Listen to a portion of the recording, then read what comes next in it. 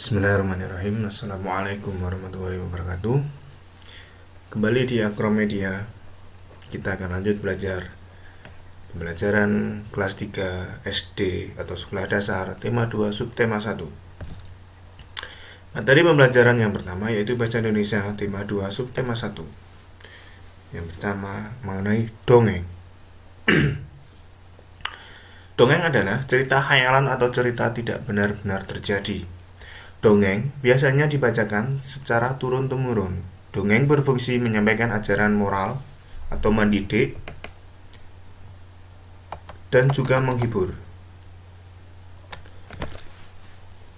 Dengan membaca dongeng, kita dapat mengetahui pesan moral atau nasihat dalam sebuah cerita. Hal-hal yang perlu diperhatikan dalam membaca dongeng adalah 1. Lafal. Lafal atau mengucapkan kata dengan tepat, menggunakan frasa yang tepat, bukan kata demi kata. Maksudnya, mengucapkan suatu kata itu harus jelas atau tepat. Misal, pada suatu hari ada seekor kancil sedang minum air di tepi sungai. Nah, seperti itu kan, pengucapan kata perkataannya itu jelas dan tepat. Intonasi suara. Kalimat yang diakhiri dengan tanda titik intonasi suara datar. Kalimat yang diakhiri tanda tanya intonasi suara menurun. Kalimat yang diakhiri tanda seru intonasi suara agak naik. Maksudnya, ketika membaca suatu cerita seperti tadi, pada suatu hari ada seekor kancil sedang minum air di sungai. Nah, itu kan datar.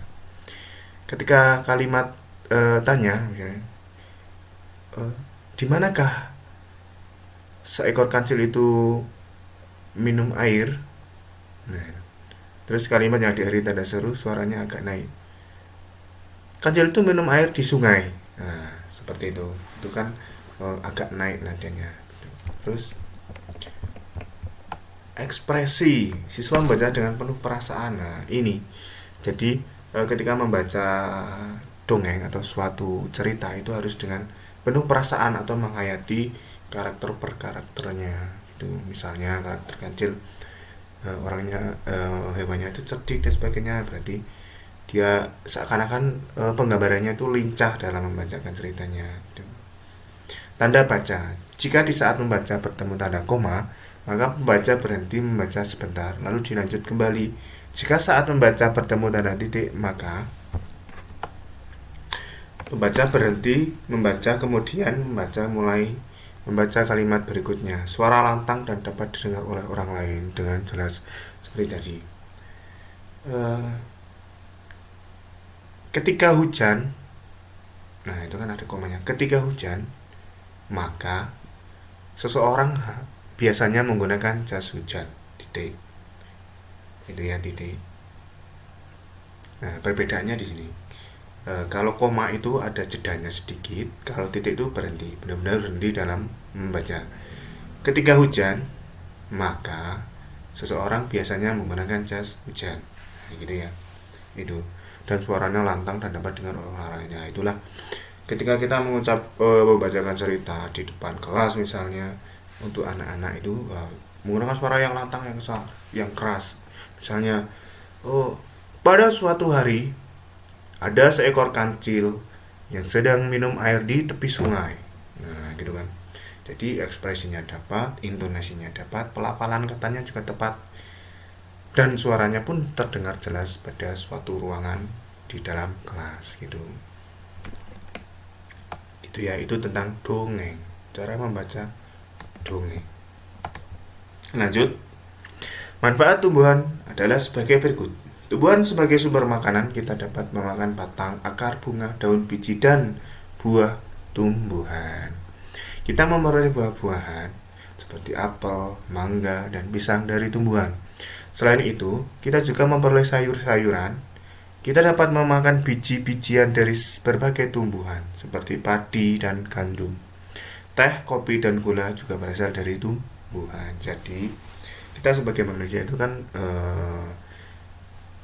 diberikan kelebihan oleh Tuhan, yaitu bisa memakan dari segi sayuran, dari segi hewan, dari segi buah-buahan juga.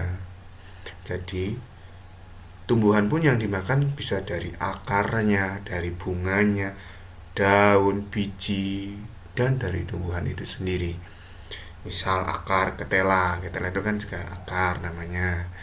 Makan batang, dari batang itu dari biasanya dari sagu itu kan dari batangnya yang dimakan. Bunga melati dicampur di teh itu juga baunya kan, ada melatinya. Daun singkong yang biasa dimakan di rumah makan Padang itu kan pakai daun singkong. Biji itu banyak sekali. Biasanya kalau yang umum itu adalah kacang, ya bisa langsung direbus atau bisa digoreng atau bisa dibuat sambal dan lain sebagainya. Dan buah dari tumbuhan, buah itu juga banyak. Kalau di sini tuh jambu, ada pisang, ada mangga, itu yang umum di tempat-tempat sini.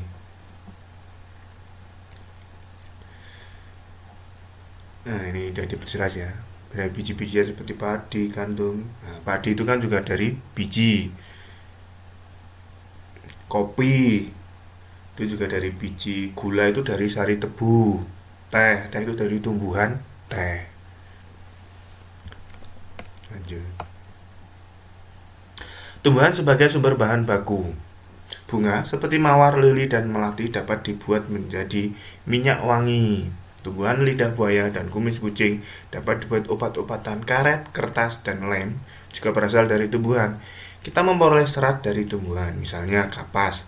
Kapas dipintal menjadi benang, benang ditenun menjadi kain. Tumbuhan sebagai bahan bangunan atau bahan furnitur kita memperoleh kayu dari tumbuhan. Kayu digunakan sebagai bahan bangunan. Kayu juga digunakan untuk membuat meja, kursi, lemari, atau furnitur yang lain. Jadi pada bunga mawar, bunga lili, dan bunga melati kan itu biasa dibuat untuk minyak wangi. Artinya sari padinya atau air yang terdapat dalam bunga mawar dan melati itu disaring dan dicampur oleh bahan-bahan yang lain, kemudian bisa menjadi minyak wangi. Lidah buaya itu sangat banyak sekali ya di sini untuk pemanfaatannya, bukan cuma untuk obat-obatan tapi juga bisa untuk makanan seperti jelly atau yang lainnya. Karet, kertas. Karet itu dari pohon karet, kertas itu juga terbuat dari pohon. Kalau untuk lem itu juga bisa dibuat dari tumbuhan juga bisa. Nah, kalau kain yang kita pakai selama ini itu biasanya terbuat dari kapas, kapas yang dipintal, kemudian digulung menjadi sebuah benang, benang ditenun menjadi sebuah kain. Nah, tumbuhan juga bisa jadi bahan bangunan yang kita duduki di meja, di dalam kelas seperti meja, kursi itu kan terbuat dari kayu. Kayu itu kan dari tumbuhan juga. Jadi manfaat tumbuhan untuk manusia itu sangat banyak sekali. Tapi ingat, kita harus juga bisa menjaga kelestarian tumbuhan di sekitar kita. Supaya apa? Supaya nantinya tidak punah atau tidak terjadi hal-hal yang tidak diinginkan. Ketika tumbuhan itu terlalu ditebangi, terlalu over atau terlalu berlebihan, maka yang akan terjadi mungkin tanah longsor, banjir bila tidak ada penghijauan kembali. Karena apa? Karena pohon-pohon yang besar itu dia itu akan menampung aliran air yang dari atas ke bawah, sehingga air itu tidak langsung menuju ke bawah karena tertahan oleh akar-akar dari tumbuhan itu. Maka ketika hutan gunung itu masih lebat kayunya atau tumbuhannya, jarang terjadi longsor dan banjir gitu ya. Jadi pemanfaatan itu harus diimbangi dengan pelestariannya juga gitu. Materi selanjutnya adalah matematika. Contoh sifat pertukaran dan penjumlahan. Ini 120 ditambah 930 sama dengan 1050. 930 ditambah 120 sama dengan 1050. Jadi 120 ditambah 930 sama dengan 930 ditambah 120. Contoh yang lain. 150 ditambah 330 sama dengan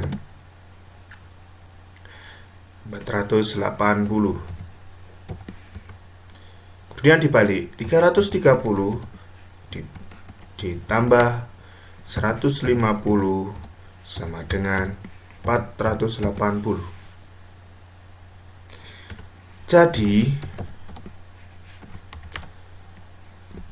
150 ditambah 330 sama dengan 330 ditambah 150.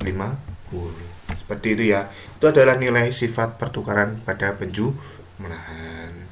Artinya ketika bilangan ini 150, 330 sama dengan 480 dibalik, kalau ini kan 150-nya yang di depan, kemudian dibalik 150-nya yang di belakang, artinya itu sama saja. Ketika dua bilangan ini dijumlahkan, hasilnya akan sama dengan bilangan yang di bawahnya. Nah, itulah namanya nilai pertukaran pada penjumlahan. Kita lanjutkan. Materi PKN pada tema 2 subtema 1. Pentingnya arti berterima kasih kepada sesama makhluk Tuhan. Kita perlu menunjukkan perilaku berterima kasih pada tumbuhan, binatang, dan khususnya kepada sesama manusia. Contoh, cara berterima kasih kepada tumbuhan yaitu dengan merawat tanaman. Contoh berterima kasih kepada binatang yaitu dengan melindunginya atau memberinya makan. Cara berterima kasih kepada sesama manusia yaitu dengan tidak lupa selalu mengucapkan terima kasih setelah dibantu atau ditolong. Bersyukur kepada Tuhan merupakan salah satu pengamalan sila Pancasila pertama. Ini di tema 1 kemarin sudah dibahas untuk subtema 1. Sila pertama Pancasila dilambangkan dengan bintang. Pada Garuda Pancasila, lambang bintang berlatar warna hitam. Lambang sila pertama Pancasila sebagai berikut. Warna hitam menggambarkan alam semesta. Alam semesta yang tidak terbatas tampak menghitam di antara cahaya bintang-bintang. Hal ini bermakna bahwa Tuhan menguasai seluruh alam semesta. Bintang menggambarkan sebagai penerang di alam semesta. Cahaya bintang memberi sinar dan petunjuk bagi mereka yang berjalan dalam kegelapan. Hal ini bermakna bahwa Tuhan memberi petunjuk kepada manusia ke arah kebaikan. Jadi berterima kasih itu bukan hanya pada manusia, kepada hewan pun kita harus berterima kasih. Karena apa? Ketika kita memelihara ayam, kemudian ayamnya bertelur, telurnya kita konsumsi, ya, rasa berterima kasih kita itu adalah dengan memberikan ayam tersebut makan, kita merawatnya dengan baik sehingga ayam tersebut bisa menghasilkan telur juga dengan baik. Kita berterima kasih dengan tumbuhan. Bagaimana? Ketika kita menanam sebuah misal pohon mangga, pohon pisang, kita merawatnya. Ketika musim kemarau, kekurangan air, kita siram. Kemudian ketika diserang wabah penyakit, ya kita obati, seperti itu. Karena apa? Karena kita sudah memakan buah yang dihasilkan dari pohon mangga tersebut, sehingga kita perlu berterima kasih dengan cara merawat pohon mangga tersebut. Dengan sesama manusia itu adalah yang wajib kita lakukan. Pada intinya, ketika kita dibantu oleh seseorang, maka kita harus mengucapkan terima kasih, walaupun kecil.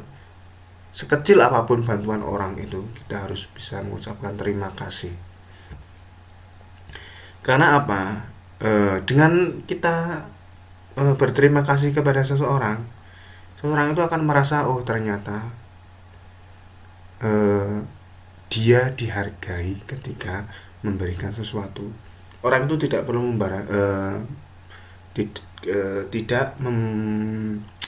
istilahnya itu mengharapkan balasan berupa uang mungkin ya, tetapi dengan ucapan terima kasih pun orang itu juga merasa senang. Itu adalah merupakan imbal balik yang sangat dinantikan oleh seseorang ketika orang memberikan sesuatu Maka ketika kita diberikan sesuatu kepada seseorang, maka kita wajib untuk berterima kasih. Berikan lambang Pancasila, sila pertama. Nah, itu kalau lihat pada Garuda Pancasila seperti ini ya. Ini hitam di sini melambangkan alam semesta kita yang kekal dan semoga itu yang kekal dan disinari oleh bintang-bintang yang ada di langit. Maka untuk lambang ketuhanan yang Maha Esa itu adalah dilambangkan oleh bintang seperti ini. Cahaya-cahaya bintang ini kan dihasilkan oleh Tuhan yang Maha Esa, yaitu adalah Tuhan dari segala alam semesta ini. Yang mengendalikan alam semesta ini adalah Tuhan, termasuk yang memberikan cahaya bintang ini adalah Tuhan. Maka kita wajib bersyukur kepada Tuhan karena selalu memberikan keindahan di langit berupa bintang-bintang di malam hari, berupa bulan, rembulan yang terang benderang. Di siang hari kita diberikan oleh sinar matahari yang terang, panas dan sebagainya. Dan kita disuguhi oleh alam semesta yang indah. Yang dilambangkan di sini adalah hitam. Hitam itu artinya kekal. Semoga alam semesta ini kekal dan tidak pernah berhenti untuk memberikan manfaat pada kita semua. Itulah ya. Nah itu matematika. Terakhir yaitu SPDP dengan lagu sebuah tomat. Ini lagunya sudah saya persiapkan. Nah ini.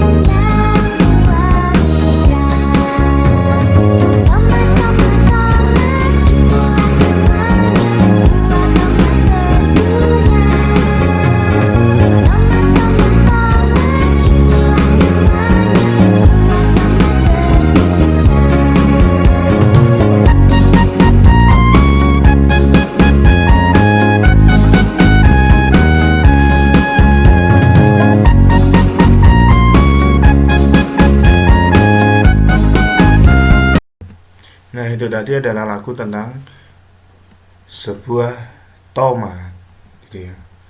Kemudian lagu yang kedua adalah tentang Cemara. Nah ciptaan dari Ate Mahmud. Kita dengarkan sama-sama lagunya.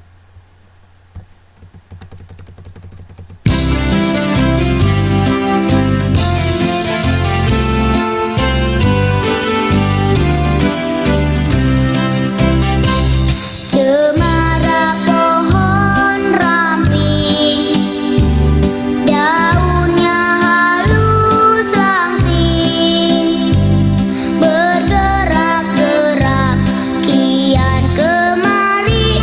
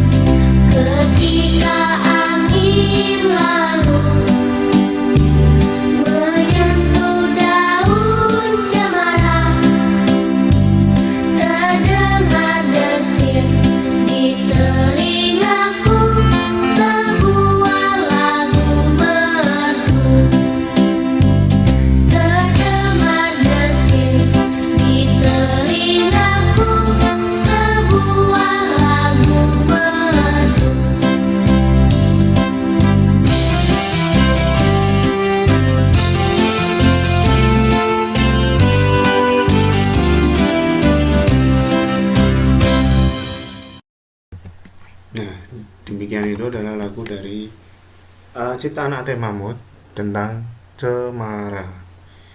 Dengan berakhirnya lagu tersebut, maka berakhir sudah materi subtema 1, tema 2 kelas 3 sekolah dasar atau SD. Apabila ada kritik saran, mohon komen di bawah. Di sini saya hanya berbagi, mungkin ada manfaatnya bagi yang menyaksikan video ini. Apabila ada kekurangannya ya mohon maaf. Saya akhiri. Assalamualaikum warahmatullahi wabarakatuh.